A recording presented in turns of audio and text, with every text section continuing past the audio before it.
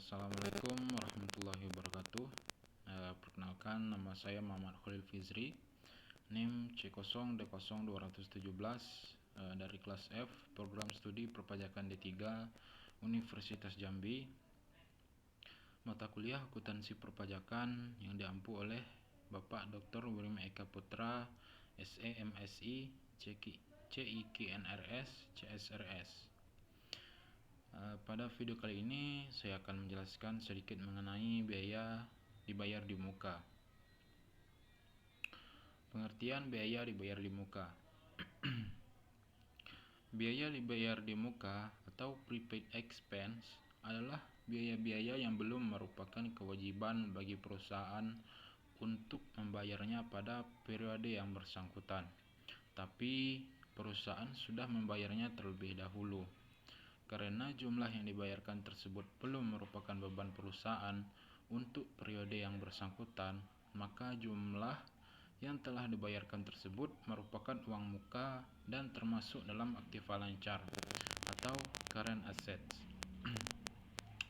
Pengertian lain mengatakan bahwa biaya dibayar di muka adalah biaya yang dapat habis terpakai sering berjalannya waktu.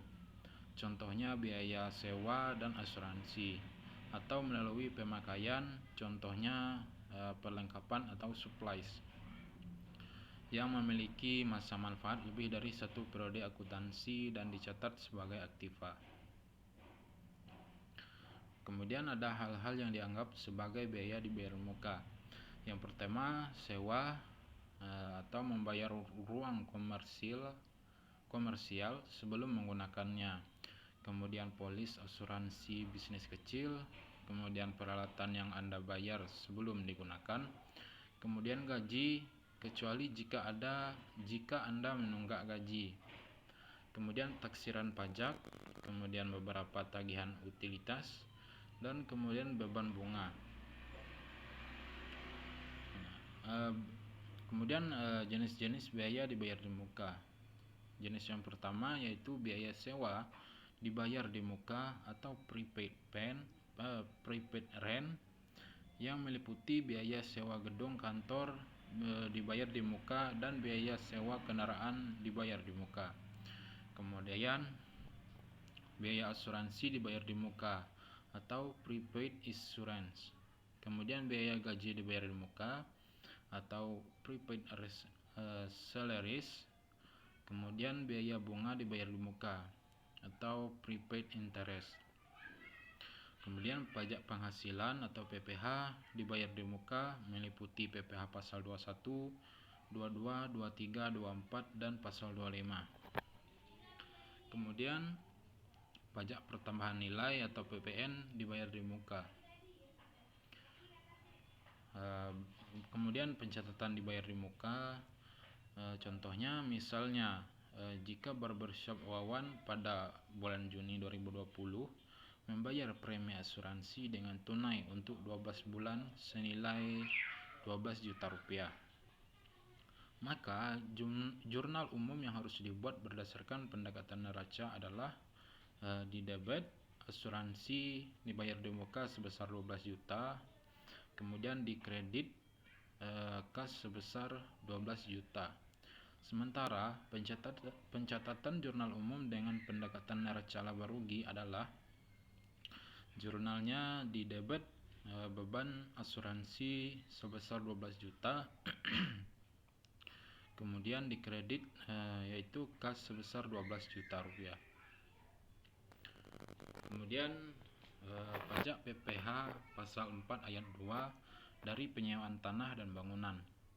PPh pasal 4 ayat 2 atau pajak penghasilan pasal 4 ayat 2 atau disebut juga dengan PPh final adalah pajak yang dikenakan pada wajib pajak badan maupun wajib pajak pribadi atas beberapa jenis penghasilan yang mereka dapatkan, dan pemotongan pajaknya bersifat final. Pengertian PPh pasal 4 ayat 2 atau PPh final yaitu pajak penghasilan atas jenis penghasilan tertentu yang bersifat final dan tidak dapat dikreditkan dengan pajak penghasilan terutang. Istilah final di sini berarti bahwa pemotongan pajaknya hanya sekali dalam sebuah masa pajak dengan pertimbangan kemudahan, kesederhanaan, kepastian pengenaan pajak yang tepat waktu dan pertimbangan lainnya. Nah, kemudian objek pajak objek PPh pasal 24 objek PPh pasal 4 ayat 2 atau pajak penghasilan pasal 4 ayat 2, yaitu objeknya dikenakan pada jenis tertentu dari penghasilan atau pendapatan. Nah, jenis yang pertama yaitu peredaran bruto atau omset penjualan sebuah usaha di bawah 4,8 miliar dalam 1 tahun masa pajak. Kemudian bunga dari deposito dan jenis-jenis tabungan, bunga dari obligasi dan obligasi negara, dan bunga dari tabungan yang dibayarkan oleh koperasi kepada anggota masing-masing. Kemudian hadiah berupa lotre atau undian, kemudian transaksi saham dan surat berharga lainnya, transaksi derivatif, perdagangan di bursa, dan transaksi penjualan saham atau pengalihan ibu kota mitra perusahaan yang diterima oleh perusahaan modal usaha. Kemudian transaksi atas pengalihan aset dalam bentuk tanah dan atau bangunan, usaha jasa konstruksi, usaha real estate, dan sewa atas tanah dan atau bangunan.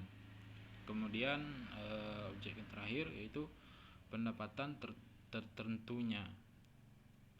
tertentu lainnya sebagaimana diatur dalam atau sesuai dengan peraturan pemerintah. Mekanisme pembayaran PPh pasal 4 ayat 2. Yang pertama ada mekanisme pemotongan. Mekanisme pemotongan di sini maksudnya adalah penyewa harus memotong pajak penghasilan sebesar 10% dari uang sewa yang dibayarkan.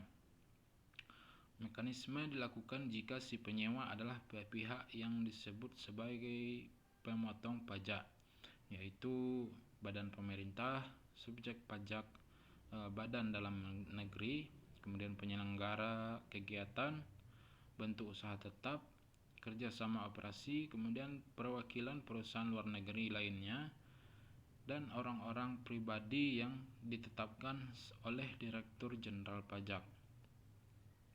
Kemudian mekanisme yang kedua yaitu mekanisme pembayaran sendiri.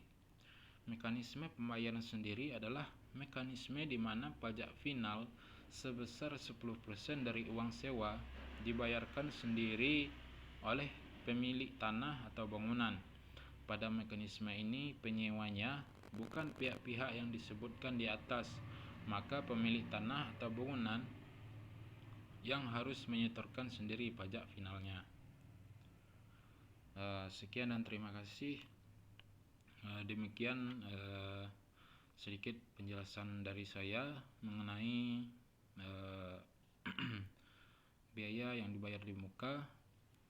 Apabila terdapat kesalahan maupun kekurangan baik dari segi penyampaian maupun dari materinya, saya mohon maaf. Saya akhiri dengan Assalamualaikum warahmatullahi wabarakatuh.